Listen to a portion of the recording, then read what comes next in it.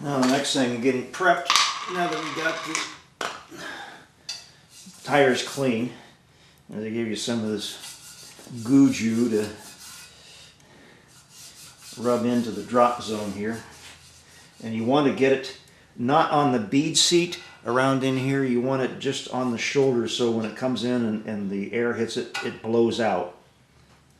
So just keep it down in the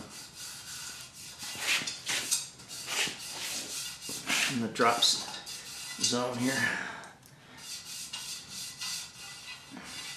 so I know what the hell I'm saying.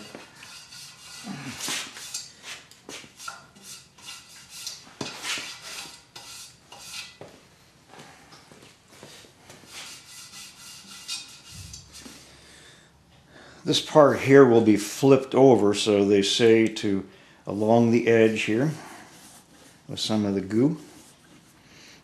Under the lip, not on the bead face, but under the lip,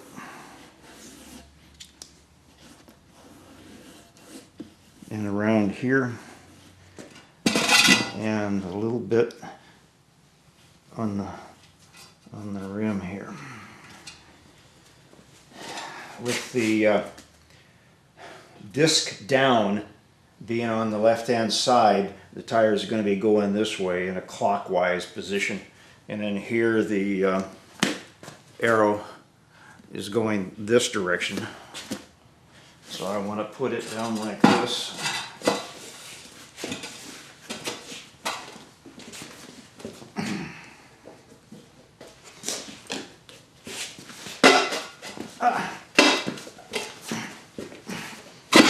Hey! It worked. Let me take a second break and celebrate my victory here. I've got the other side pushed down. I got this yellow thing that came with it to hold in the bead set as it goes down, and I may run out of room before because of the way I've got this. Well, we'll see what happens. So it's tighten it up. I reset up here. I think some of this is from my being left-handed and watching the videos. So got it in. I still haven't got it tight enough. Okay, I think I've got it to work.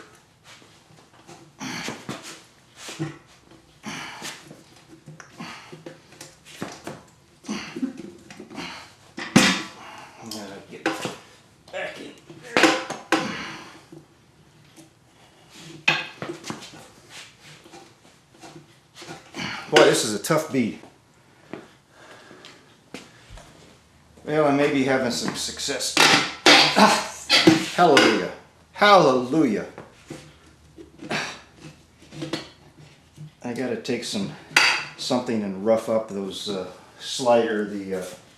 soft edges on the grips. They say to always kind of stand off to the side and behind the tire when you do this next part here.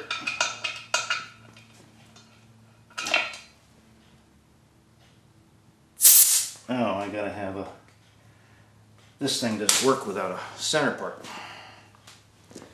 Well, I was wrong. It did set the beads without having. I had to put the valve stem back in because the air fitting I got doesn't have the pusher thing in it. So let's put some air in this rascal. Well, I've got it in the balancer.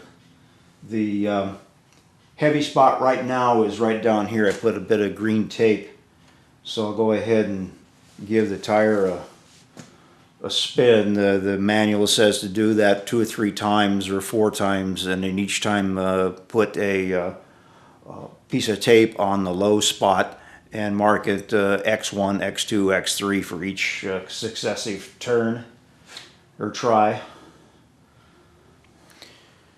Well, it came back on the second try here on the same exact spot. I'll give it one more spin, and then we'll start getting the weights out to balance. Well, I think I have my balance. I added 1, 2, 3, 4 of them. I took off the factory weight. What the hell did I do with it? Oh, here. I couldn't get it to work right. And I stuck on 4 of the 7-ounce weights that came with the package. And it's, having not done this before, it's like right there, you move it and it settle back, but then it stops and it'll just sit there forever. So I don't know whether it's grease in these bearings or the feng shui of the barn.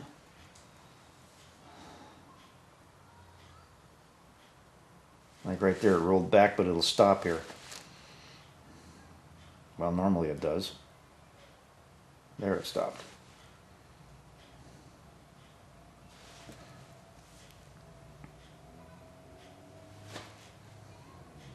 Rolls back a second and then stops.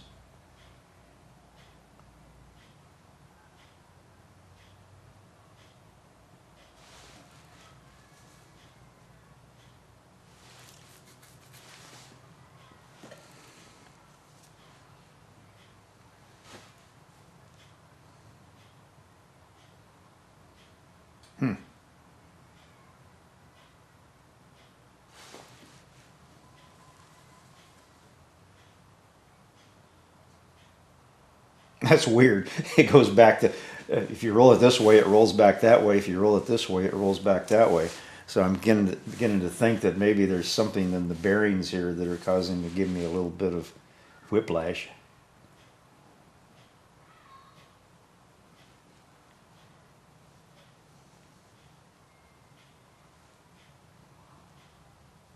Yeah.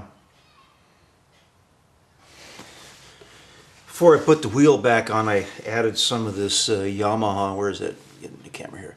The race grease, they call it. This is their lithium soap grease, their waterproof grease, and that's what it calls out for in the service manual. So let's just get this baby back in here. Up.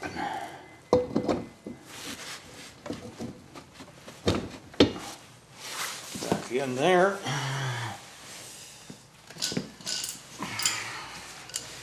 Get our little cup spacer in there.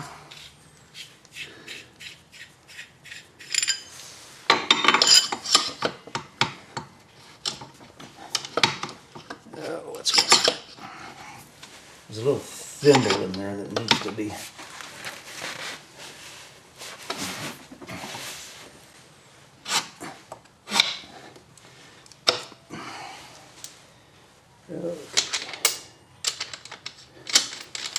Now we got our little hex nut here. I'm going to stick in the and find the wrench that's the right size for that. Okay, I've got my wrench on the other side, and I got my new torque wrench, and I'm working it up slowly. That was about what, 30?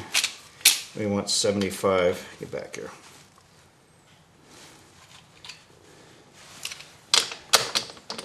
That's about 60 something.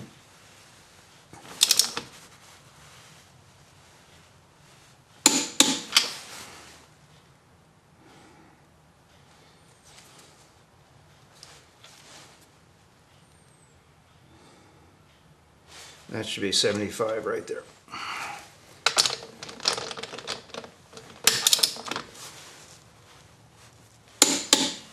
Okay.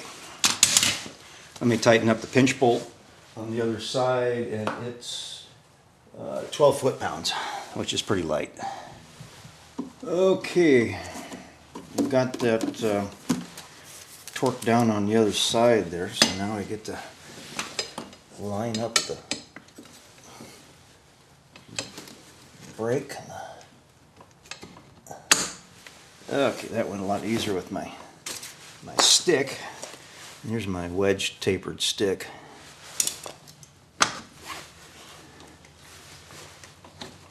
There we go.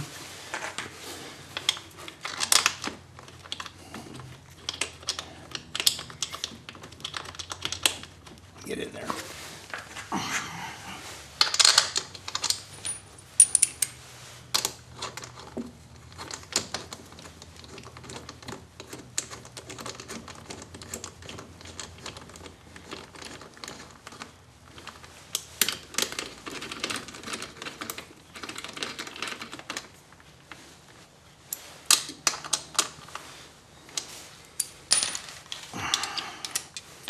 These guys are 29 foot-pounds.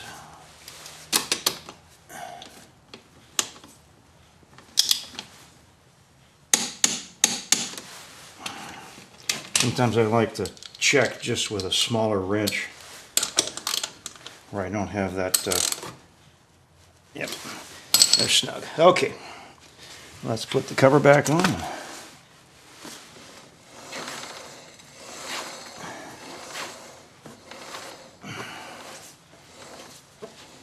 Where in the hell am I? There are the weights. Okay.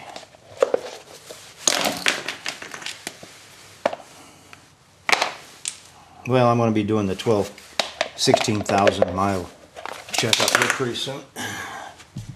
Yeah, I'm just going to put this on. You've seen me do that. Well, she's back on. The tire spins. I've got my weights in there now. Where'd they go? There they are. Right in here. Everything's torqued and ready to go, and it wasn't that hard. I started about 1 o'clock, and it's about 5:30 now, but I took an hour off for a coffee break. So, and then it was a frustration of the first time around. So now I'll take her down off the stands and then flip her around, and we'll work on the front to change the front tire out, and we'll do that tomorrow. So if you're done this before, and I think I need to order the smaller little rim protectors that Cycle Hill, the No More people have. I think these are too wide. I need the smaller ones so that they will jam onto the rim tighter. I believe that was what was causing my rim to spin when I was trying to push the tire on. But now that I got the new tire on, I'm going to rear tire. I'll have to really keep my eye on tire pressures for a while to make certain that it's not leaking a little bit. So it doesn't seem to be. It seems to be holding pressure right now. So, but we'll know after a day or two. Looks a lot different.